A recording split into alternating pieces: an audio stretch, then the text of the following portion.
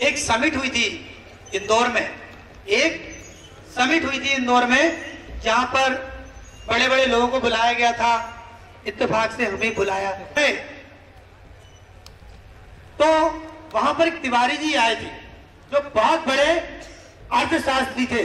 ध्यान दीजिएगा, इन बातों से बहुत चेंजेस आने वाला है आपके अंदर। वहां पर एक तिवारी जी आए थे जो बहुत बड़े अर्थशास्त्री थे। उन्होंने कहा कि आज के दौर में इन्वेस्टर पैसे नहीं लगा रहे, बाहर के उद्योग इंडिया में आना नहीं चाह रहे, क्या वजह है? तो उन्होंने सर्वे में कुछ बताया। मैं चाहता हूं उस सर्वे में आपको बता दूं, क्योंकि असली प्रॉब्लम यही है। उस सर्वे में यह सामने आया कि साहब, हमारे भारत में, हमारे देश में 22% ऐसे युवा हैं जिनके पास डिग्रियां तो हैं, जिनके पास डिग्रियां तो हैं लेकिन काबिलियत नहीं है। 22% ऐसे युवा हैं जिनके पास डिग्री तो है लेकिन काबिलियत नहीं है, और 23% ऐसे युवा हैं जो काम ही नहीं करना चाहते। 23% ऐसे युवा हैं जो काम ही नहीं करना चाहते।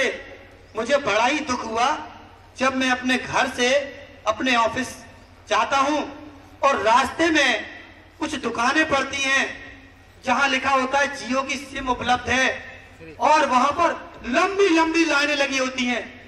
मुझे इतना दुख होता है कि अरे, मतलब एक सिम के लिए आप सुबह से लाइन में खड़े हो, और उसमें ज्यादातर 90% स्टूडेंट है, ज्यादातर स्टूडेंट है। अरे, जितनी तल्लीनता, जितना कंसंट्रेशन आप इस सिम के लिए खड़े हो, उतनी कंसंट्रेशन अगर स्टडी में कर लिया होता तो ऐसी हजारों सिम तुम्हारे पास आ जाती। तो मुझे ये देखकर बहुत दुख और हैरानी होती है। तो उन्होंने कहा कि 45% हमारा युवा आइडल पड़ा है। क्या पड़ा है? आइडल पड़ा है। 45% का रेशो हमारे हिंदुस्तान, हमारे भारत में आइडल पड़ा है, काम ही नहीं करना चाहता। डिग्रियां हैं, काबिलियत नहीं है, और काम, जिनके पास काबिलियत है वो काम ही नहीं करना चाहते।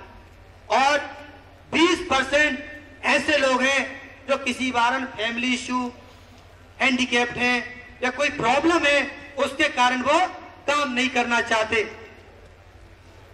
करीब 70%, ध्यान दीजिएगा विद्यार्थियों, 70% हमारे यहां पर लोग काम नहीं करना चाहते। 70%। और लोग कहते हैं कि बहुत कंपटीशन है। मुझे तो नहीं लगता कंपटीशन है।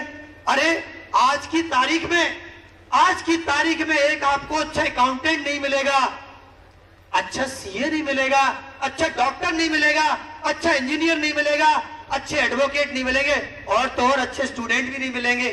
और लोग कहते हैं कंपटीशन है। बिल्कुल कंपटीशन नहीं है। हमारे यहाँ काम की बहुत कमी है, बस काम करने वालों की बहुत आज भी कमी है। काम बहुत है, बहुत काम है। कौन कहता है रोजगार नहीं है? फिर उसके बाद मैंने ये देखा, आज मेरे ऑफिस में मुझे कुछ बच्चों की जरूरत है, लेकिन कोई करना ही नहीं चाहता। तो हम सवाल ही उठता है, हम उस 30% में शामिल होना चाहते हैं या 70% का रेशियो बनना चाहते? जरा जोर लगा के बोलो। आपके मुंह से आवाज नहीं आई बेटा। 70% है तुम्हारा? हाँ जी, तो 30 में आवाज आनी चाहिए, क्योंकि इतिहास गवाह है, इतिहास गवाह है। हिस्ट्री के पन्ने उठाकर देख लीजिए, जितने भी आईएएस बने हैं, कलेक्टर बने हैं, बड़े बड़े पदों पे गए हैं, वो सभी बच्चे ग्रामीण इलाके से आए हैं। आप पन्ने पलट लीजिए, आप देख लीजिए, बड़े बड़े इतिहास के पन्नों को देख लीजिए, वो सारे के सारे हम भाई बहनों के अंदर से आए हैं। इसका मतलब ये है कि आप सब मेरे हनुमान हैं। कौन है?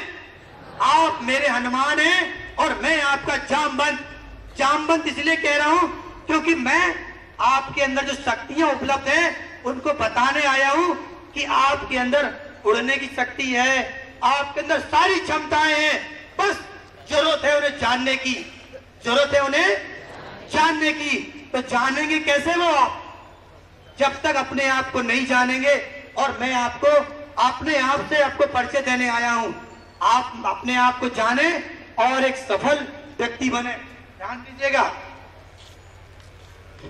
आज की तारीख में मैंने कुछ लोगों को देखा है, अगर आप रोड पर किसी चलते हुए व्यक्ति से बात करें, मैंने की है, मैंने एक लड़के को काम पे लगाया कि 10,000 रुपए महीने में आपको दूंगा, आप मेरा ये काम कर लो।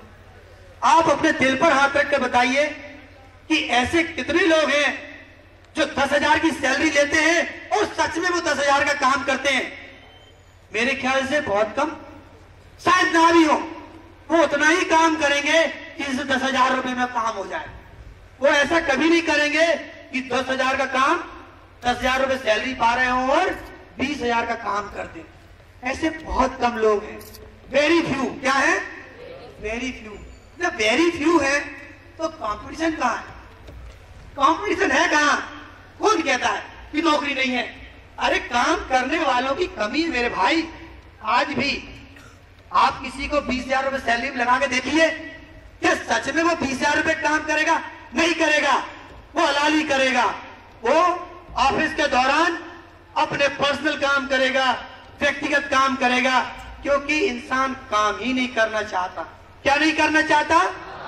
हमारे देश में संसाधनों की कमी नहीं है, हमारे देश में अच्छे व्यक्तियों की कमी है। कितने विद्यार्थी ये मानते हैं कि पीपल्स आर ग्रेटेस्ट एसेट?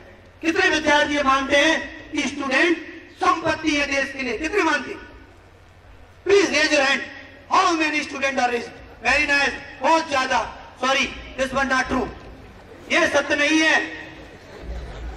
ये सत्य नहीं है। अब peoples are asset if they are good people. ध्यान दीजिएगा, अच्छे व्यक्ति जो होते हैं ना, वो संपत्ति मानते हैं। A good people are assets. Commerce वाले बच्चे कितने हाथ प्लीज? जो अच्छे व्यक्ति है ना, वो ही केवल संपत्ति है, बाकी सब के सब दायित्व है। देश के लिए दायित्व है, समाज के लिए दायित्व है, सबके लिए दायित्व है। किसके लिए दायित्व? मतलब समझ रहे हैं? लायबिलिटी। दायित्व कौन समझ रहा है? दायित्व मतलब जो देश के लिए बोझ, और हिंदी करूं, जो देश के लिए बोझ। मैं किसी और का एग्जाम्पल नहीं दूंगा, मैं अपने घर का एग्जाम्पल देता हूं। मेरे मामा हैं 4, वो चारों के चारों बुढ़ा गए। क्या हो गए? चारों के चारों बुढ़ा, क्योंकि उन्हें आज तक उनके मनपसंद का काम ही नहीं मिला। मैं पिछली बार मामा से मिला, मैंने कहा मामा जी क्या काम कर रहे हो? अरे यार कोई काम ही नहीं मिल रहा। मैंने कहा दिन कितने बचे हैं तुम्हारी जिंदगी है? 55 साल के लोग हो, 20 साल और जीते, अभी तक तुम्हें मनपसंद का काम नहीं मिला। तो लेकिन हमको सफल होना है ना, तो ध्यान दीजिएगा, कभी ठंडा मौसम नहीं आएगा, कभी हरियाली नहीं आएगी। मौसम यही रहेगा, हमें इन्हीं